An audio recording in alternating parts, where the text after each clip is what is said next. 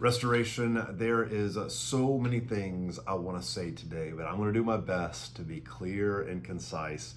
But one of the reasons why I have so much to say is because of just how faithful I have seen God be in the past week or two.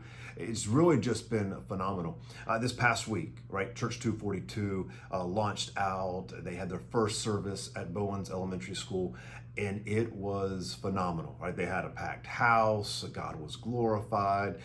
There was a worship through song and praise. Pastor Sean brought the word. It was amazing. Right. At the same time, I just want you to think about the number of people who were sent out from Restoration, which is part of the vision. Like that's what we do. That's what we're called to do. At the same time, right, this past Sunday, there was literally no seats in the second service.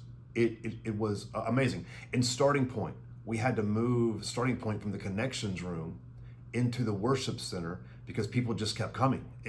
It was phenomenal. I say all that to say, man, God is still moving, and I believe He is just getting started in a transformative type of way here in Hanahan, in our neighborhoods. I just see God doing beautiful, beautiful things, and I hope that you don't miss it as well. Hopefully, it'll make your heart leap and make you fall more in love with God. Hey, listen, there's a couple things I want to talk about today in addition to the faithfulness of God and just celebrating what God is doing. One of those things is as we enter into this new season of ministry here at Restoration, as I kind of survey, who God has brought here at Restoration to be on mission, one of the things that I think is crucially important is that we kind of go back to the basics, right? And you're going to hear more about this over the next coming months, and you're going to hear more about this as we launch into the new year with kind of a fresh vision. But before we get there, man, I just want to encourage all of you to focus on prayer. Prayer in your personal life, prayer for your family, prayer for your neighborhood, prayer for our church, prayer for our city, but prayer. Now, I just want to ask this question. Why do you think so many people struggle with praying? Why do you think it's so difficult for people to, I don't know, just get disciplined and pray consistently and persistently? I think there's a couple reasons, right?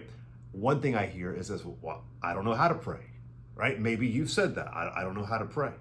Maybe for you, it's like, well, I just get bored. I'm laying there in bed and I'm praying and I get distracted. My mind's going 1,000 million miles over here, and then I fall asleep.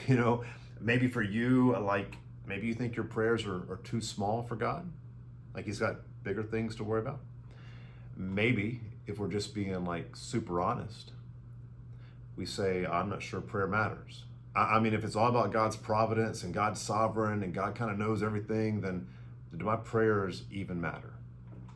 Fair. All those things are fair questions and fair, I don't know, reasons not to pray. But let me encourage you, those are all lies from the enemy. Those are all distractions from the enemy. And here's what I believe God calls us to do in His Word. I want to read this from Psalm 5, 1 through 3. Prayer is literally just communication with God, right? It's just communication with God. Listen to what the psalmist says here. Give ear to my words, O Lord. Consider my sighing. Listen to my cry for help, my King and my God. For to you I pray. In the morning, O Lord, you hear my voice. In the morning, I lay my request before you, and I wait in expectation. I mean, what a beautiful, beautiful piece of scripture. So really, prayer is essentially just communicating with God. But here's what I want you to do. I want you, maybe even after this video, to pray. And I want you to pray with gut level honesty, right? It's not like God doesn't know, but I'm telling you, you're going to experience some freedom and some peace when you take gut level honesty to the Lord. Let me give you some scripture as well. Moses, Exodus 5:22. Moses returned to the Lord and said, O Lord, why have you brought trouble upon this people? Is this why you sent me? Ever since I went to Pharaoh to speak in your name, he has brought trouble upon this people, and you have not rescued your people at all. That is gut level honesty, frustration with the Lord. He can handle it. Now, don't forget who you're talking to, but He can handle that gut level honesty. The second thing I want you to do is I want you to pray about everything that matters to you.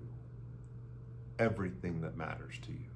right? I want you to pray, right? Philippians 4:6, do not be anxious about anything, but in everything, there's a word there, everything, by prayer and petition with thanksgiving, present your requests to God.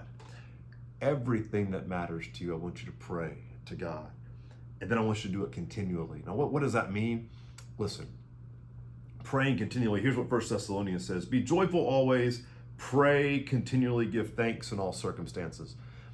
I had a youth leader years and years and years ago kind of give me this illustration when I was a teenager at youth group. He said praying continuously is kind of like, now he used an outdated reference because when I was growing up, phones were attached to walls and there were cords that attached the wall to the phone. It's hard to explain. But imagine a telephone, old school, with a big long cord, right? And he said praying continually is kind of like talking in the receiver, right? The cord's going to the wall. You're kind of going all over the kitchen, all over the house. You got this cord. And then maybe you got to do something else. And so instead of hanging up the phone, you just kind of lay it there on the counter. And when you come back to it, right, it's there. The connection is always open. That's kind of praying continually. It was the best illustration I've ever heard. But here's my encouragement. Pray until something happens. And then, finally, wait and listen for his response. The first passage I read out of Psalm, he said, I pray in the morning and I eagerly await. There's this beauty in waiting for the Lord. I know it's not easy, it's difficult, but that is what God has called us to do. So today, my challenge to you, my encouragement to you is simply to pray. Hey, Restoration, I just want to say a couple things. Baptism coming up this Saturday at the beach, this Sunday in the worship center. But here's the final thing I want to say. Thank you. Thank you for being a congregation that serves, that loves, that is learning more and more what it looks like to follow Jesus, who is learning what it looks like to serve and learning what it looks like to give generously. And man, I just want to say I'm excited for this new kind of season, unprecedented season of ministry Restoration has us in. And I'm excited to see what he does through you as he builds his kingdom right here through Restoration Community Church. Church, be on mission.